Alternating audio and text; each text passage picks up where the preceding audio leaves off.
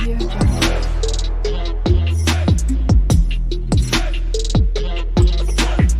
Audio Jungle.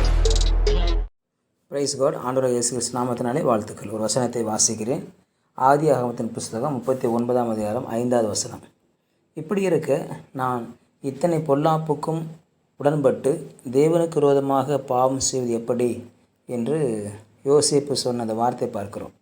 பரிசுத்தராய் அனுப்பப்பட்டோர் என்கிற தலைப்பில் கர்த்தருடைய வார்த்தை நாம் தியானிக்கலாம். இந்த பூமியில் ஆண்டவர் எந்த மனுஷனெலாம் உருவாக்கினாரோ அந்த ஒவ்வொரு மனுஷனும் பரிசுத்தனாக இருக்க வேண்டும். நான் பரிசுத்தராகையால் நீங்களும் பரிசுத்தராக இருங்கள் என்ற கர்த்தருடைய வார்த்தையின்படியாக இந்த பூமியில் எல்லோரும் பரிசுத்தராக இருக்க வேண்டும் என்பது பரலோக தேவனுடைய முழு சித்தமாக இருக்கிறது. இந்த பூமியில் ஆண்டவர் அநேகரை படைத்திருக்கிறார், அநேகருக்கு நல்ல வாழ்க்கை கொடுத்திருக்கிறார், அநேகரை ரட்சித்திருக்கிறார், அநேகர் பரிசுத்தமாய் வாழ முயற்சி செய்து பரிசுத்தமாக வாழ்ந்து கொண்டிருக்கிறார்கள். ஆனால் இன்னும் பல பேரோ பரிசுத்தத்துக்கும் அவர்களுக்கும் சம்பந்தம் இல்லாதது போல அவர்கள் பரிசுத்தம் இல்லாமல் தேவனுக்கு எதிராக காணப்படுற சூழ்நிலை பார்க்கிறோம்.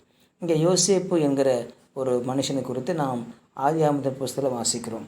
இந்த யோசேப்பு தன் சகோதரர்களுக்கு எல்லோருக்கும் அவன் விரோதியாக எத்தனைக்கப்பட்டான். காரணம், அவன் ஒரு சொப்னக்காரனாக இருந்தான். அவன் சொப்பனக்காரனாக இருக்கிறதுனால அவன் கண்ட சொப்பனத்தை சென்று தன் தகப்பனிடத்தில் சொல்கிற பொழுது அது அவனுடைய சகோதரர்களை எரிச்சல் விட்டுக்கிறதாக இருந்தது. அது மாத்திரமில்லை, அவனுடைய தகப்பனார் அவனுக்கு பல வருணை அங்கேயே போட்டு அவனை சந்தோஷப்படுத்தினார்.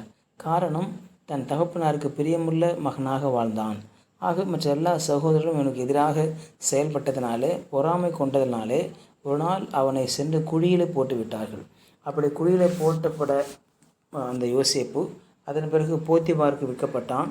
அங்கே போத்திபார் வீட்டில் சென்று அவன் ஒரு விசாரணைக்காரனாக அவன் அங்கே அனுமதிக்கப்பட்டான். ஆனால் நடந்த காரியம் என்ன என்று சொன்னால், போத்திபாருடைய மனைவி இங்கே யோசேப்புக்கு ஒரு பாவம் செய்கிற ஒரு காரியத்தை செய்ய தூண்டினாள் என்று பார்க்கிறோம். ஆகவே இந்த யோசேப்பு ஒரு அடிமைத்தனத்தின் மகனாக வந்திருக்கிறான், அந்த வீட்டில் விசாரணைக்காரனாக இருக்கிறான். ஆனால் அந்த போத்திபாருடைய மனைவி தான் நினைத்தால் எதையும் செய்துவிடலாம் என்று சொல்லி தனக்கு அடிமையாக இருக்கிற ஒரு மனிதனிடத்தில் யோசேப்பிடத்தில் தவறாக நடக்க முயல்கிறார். ஆனால் யோசேப்போ அந்த பாவத்துக்கு உடன்படாமல் ஓடிவிட்டான் என்று எழுதப்பட்டிருக்கிறது. இன்றைக்கு அநேகர் பாவம் செய்வதற்கு வழி வருகிற பொழுது சாதாரணமாக பாவத்தை செய்கிறவர்களாய் இருக்கிறதை பார்க்கிறோம். அவளுக்கு ஏற்ற சந்தர்ப்பத்தை பயன்படுத்தி கொள்வதை பார்க்கிறோம். ஆனால் இங்கே யோசேப்பு அந்த இடத்தை விட்டு ஓடினான், அந்த அரண்மனை விட்டு ஓடினான். அந்த பொல்லாப்பை செய்வது எப்படி என்று சொல்லி அந்த இடத்தை விட்டு ஓடினான் என்று பார்க்கிறோம். தன்னுடைய எஜமானாகிய போத்திபார் வந்து பார்த்து விடுவாரோ என்று அச்சப்பட்டு ஓடலை, அல்லது யாராவது சொல்லி கொடுத்து விடுவார்களோ என்ற பயத்தினால் ஓடலை. மாறாக தன் தேவன் பார்க்கிறார் என்ற ஒரு பக்தியோடும் பயத்தோடும் கூட அந்த இடத்தை விட்டு ஓடினான் என்று சொல்லி பார்க்கிறோம். நாம் செய்கிற ஒவ்வொரு காரியத்தையும் கர்த்தர் பார்க்கிறார் என்கிற எண்ணம் அனுமானம் இங்கே யோசேப்புக்கு இருந்தது. ஆகவே தான் யோசேப்பு அந்த இடத்தை விட்டு ஓடின்னு ஒரு காட்சி நாம் இங்கே பார்க்கிறோம். எல்லா நேரத்திலும் தேவனை பார்த்து கொண்டிருக்கிறார். அவர் வானத்துக்கு ஏறினாலும் அங்கே இருக்கிறார், பாதாளத்தில் படுக்க போட்டாலும் அங்கே இருக்கிறார். அவருக்கு மறைவானது ஒன்றும் இல்லை என்று எழுதப்பட்டிருக்கிறது. ஆக அவருக்கு மறைவான காரியம் ஒன்றும் இல்லாதனால அவர் பார்க்கிறார் என்ற சிந்தனை யோசேப்புக்குள் இருந்தது. இன்றைக்கு மனிதன் பாவத்தை விட்டு விலக வேண்டும் என்று சொன்னால் என் தேவன் பார்க்கிறார் என்ற சிந்தனை மாத்திரமே மனிதன் பாவத்தை விட்டு விலகுவதற்கு ஏற்றதாய் காணப்படும். இன்றைக்கு மனிதன் பாவத்துக்கும் மனிதனுக்கும் இருக்கிற நெருக்கத்துக்கு என்ன காரணம் என்று சொன்னால், கடவுள் என்னை பார்க்கல. கடவுள் ஒரு குறிப்பிட்ட கோயிலுக்கு போய் நான் பார்த்து வரும்போது தான் கடவுள் அங்கே இருக்கிறாரு. ஒரு குறிப்பிட்ட சன்னிதானத்துக்கு போகும்போது தான் கடவுள் அங்கே இருக்கிறாரு. குறிப்பிட்ட மலைக்கு போகும்போது தான் கடவுள் அங்கே இருக்கிறாரு என்று சொல்லி மனுஷன் தவறாக புரிந்து கொண்ட காரணத்தினாலே நான் கடவுளிடத்தில் சென்று குறிப்பிட்ட இடத்துக்கு சென்று அவரை வணங்கிவிட்டு வந்து விடுவேன், அவர் அங்கே தான் இருப்பார் என்று மனிதன் நினைக்கிற காரணத்தினாலே தான் அவன் அந்த இடத்து வந்தவுடனே மீண்டும் பாவம் செய்ய ஆரம்பிக்கிறான். ஆனால் நம்முடைய தேவன் அவர் எங்கும் நிறைந்தவராக இருக்கிறார். அவர் சர்வ ஞானி, சர்வ வியாபி, எங்கும் வியாபித்திருக்கிறார்.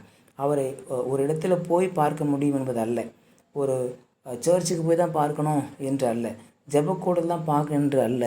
அவர் எங்கும் நிறைந்திருக்க, எங்கே 2-3 பேர் நாமத்தில் கூடுகிறார்களோ அங்கே இருக்கிறேன் என்று சொல்லியிருக்கிறார். ஆகவே அவர் எங்கும் நிறைந்திருக்கிற தேவனாக இருக்கிறார். ஆகவே நாம் பரிசுத்தமாய் காணப்படுவதற்கு ஒரே ஒரு சிந்தனை, ஒரே ஒரு காரியம், தேவன் என்னை பார்த்து கொண்டிருக்கிறார், என்ற சிந்தனை மாத்திரம் இருந்தால் போதும். நான் பாவத்தை விட்டு விலக முடியும், பரிசுத்தத்தை காத்து கொள்ள முடியும். தேவன் நம்மை பரிசுத்தராய் அனுப்பப்பட்டிருக்கிறார், நாம் பரிசுத்தராய் அனுப்பப்பட்டிருக்கிறோம் என்ற சிந்தனை நமக்குள்ளே இருக்கட்டும். கர்த்தர் ஆசீர்வதிப்பாராக. ஜெபிக்கலாம். பரிசுத்த நாளுக்கு ஸ்தோத்திரப்பட்டு பண்ணுகிறோம். யோசேப்பு பரிசுத்தமாக அழைக்கப்பட்டது போல நாங்களும் பரிசுத்தமாக அழைக்கப்பட்டிருக்கிறோம். கர்த்தர் எங்களை பரிசுத்தப்படுத்துங்க. எல்லா சூழ்நிலையிலும் நீர் எங்களை காண்கிறீர் என்ற எண்ணத்தோடு செயல்பட்டு பாவத்துக்கு விலையோடு உதவி செய்யுங்க. உங்களோட கரத்தில் தாழ்த்து போடுவோம். இயேசுவின் நாமத்தில் நல்ல பிதாவே. ஆமேன். ஆமேன். You will be succeeded.